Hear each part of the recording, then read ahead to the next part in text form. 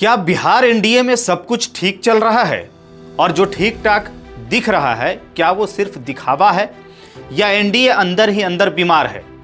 ये सवाल बिहार की राजनीति में पिछले कुछ दिनों से जोर शोर से रह रह कर उठ रही है।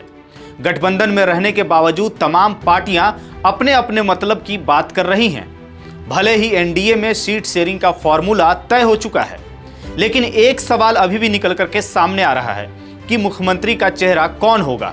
जेडीयू चेहरे का नाम घोषित करने की बात कर रही है तो बीजेपी इस बात को इधर उधर घुमा रही है। हालांकि बीजेपी बार बार कह रही है कि बिहार एनडीए में सब कुछ ठीक चल रहा है, सब चंगा सी। लेकिन यह बात अब बीजेपी जितनी बार कहती है उतनी ही कम यकीन होने लगी है। 2025 के विधानसभा चुनाव से पहले सियासत का पारा इस कदर चढ़ गया है कि अब सवाल सिर्फ सीट शेयरिंग का नहीं है, सीट संभालने का हो गया है। पिछले कुछ दिनों से मुख्यमंत्री चेहरे को लेकर के जारी चर्चा के बीच अमित शाह के एक बयान ने सियासी हलचल मचा दी है।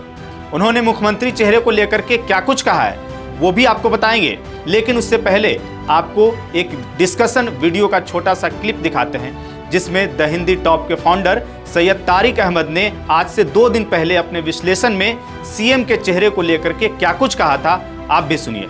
और अगर अभी की बात करें, अभी हमारे पास पटना ही नहीं दिल्ली से कुछ जो मैसेजेस आए हैं, अगर आप उसको देखेंगे तो क्या शर्त रख दी गई है। अब कोई बात नहीं, सीट शेयरिंग वगैरह को तो जो हमने तय कर लिया कर लेंगे, लेकिन आप मुख्यमंत्री का ऐलान करें। ये सूत्रों के हवाले से बड़ी खबर निकल के आ रही है कि आप मेरे ही चेहरे को, चूंकि वो जान रहे हैं कि इवन बीजेपी ने अपनी ही पार्टी के अंदर में शिवराज सिंह चौहान के साथ क्या किया है, वो तो ठीक है, राजस्थान में क्या किया है, और गठबंधन में रहते हुए महाराष्ट्र में क्या किया है। तो नीतीश कुमार इस चीज को भलीभांति जानते हैं। बिहार की पॉलिटिक्स में आज की डेट में उनसे बड़ा दूसरा कोई चेहरा नहीं, क्योंकि लालू यादव चुके पॉलिटिक्स से थोड़ा सा अलग उसमें आ गए लड़ेंगे। कह रहे नीतीश के नेतृत्व में, तो नेतृत्व नहीं, मुख्यमंत्री चेहरे में उन्हें कहीं ना कहीं तालमेल नजर आ रहा है। नेतृत्व में तो एकनाथ शिंदे के साथ भी लड़ा था इन्होंने, ठीक है। नेतृत्व नहीं चाहिए, नीतीश कुमार को चेहरा चाहिए, पुष्टि चाहिए कि ये करो फिर हमसे बात करो, ठीक है। वरना दूसरे ऑप्शन पे भी बात की शुरुआत हो चुकी है। सूत्रों के हवाले से हम बता रहे हैं और बहुत सोच समझ करके बोल रहे हैं। हम हर 5 मिनट पे कोई वीडियो नहीं डाल रहे हैं ब्रेकिंग करने के लिए, लेकिन बहुत सोच समझ करके हम अपने दर्शकों को बता रहे हैं कि दूसरे ऑप्शंस की भी बात शुरुआत हो गई है। सुना आपने, द हिंदी टॉप के फाउंडर सैयद तारिक अहमद ने जो बातें एनडीए में मुख्यमंत्री चेहरे को लेकर के कही थी, उसी बात पर अब मुहर लग चुकी है। और बीती रात अमित शाह ने भी अब साफ कर दिया है। दरअसल कल अमित शाह अपने 3 दिवसीय दौरे पर पटना पहुंचे थे, जहां उन्होंने आज तक के कार्यक्रम पंचायत आज तक बिहार के मंच पर एनडीए की जीत के बाद मुख्यमंत्री कौन होगा के सवाल पर साफ साफ कहा कि मैं किसी को मुख्यमंत्री बनाने वाला कौन होता हूं। इतनी सारी पार्टियों का गठबंधन है, चुनाव के बाद जब बैठेंगे विधायक दल के नेता बैठेंगे और अपना नेता तय कर लेंगे। अभी हम नीतीश कुमार के नेतृत्व में ही चुनाव लड़ रहे हैं और हमारे चुनाव का नेतृत्व नीतीश कुमार ही कर रहे हैं। अब आप समझ रहे हैं कि गृह मंत्री अमित शाह क्या कहना चाह रहे हैं।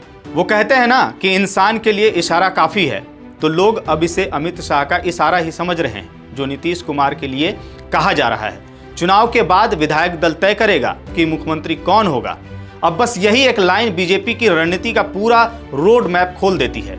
यानी साफ साफ कहें तो बीजेपी नीतीश कुमार को फिलहाल पोस्टर बॉय बनाकर चल रही है, लेकिन चुनाव के बाद पोस्टर दीवार से उतर भी सकता है। बीजेपी की यह चाल पुरानी भी है और पहचान में आने लायक भी है।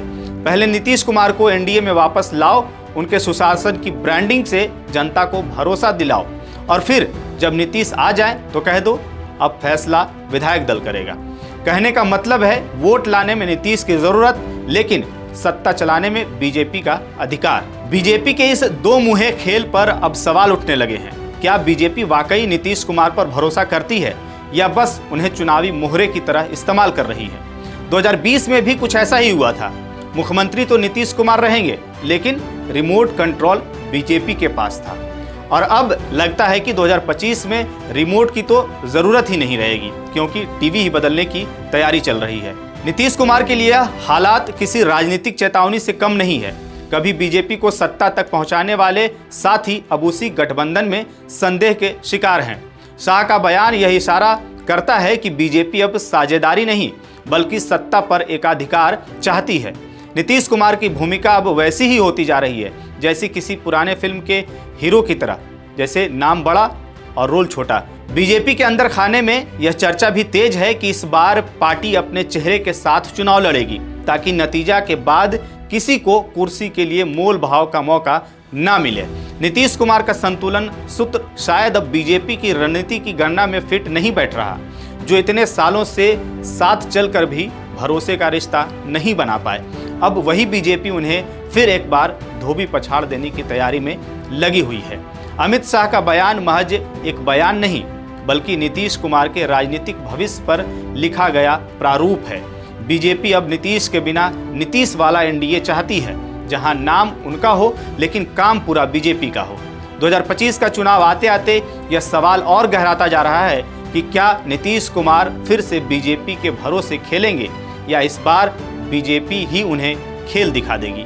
इस पूरे मामले पर आपकी क्या राय है, कमेंट कर हमें जरूर बताइए। मेरा नाम है जानिसार खान, आप देख रहे थे द हिंदी टॉप।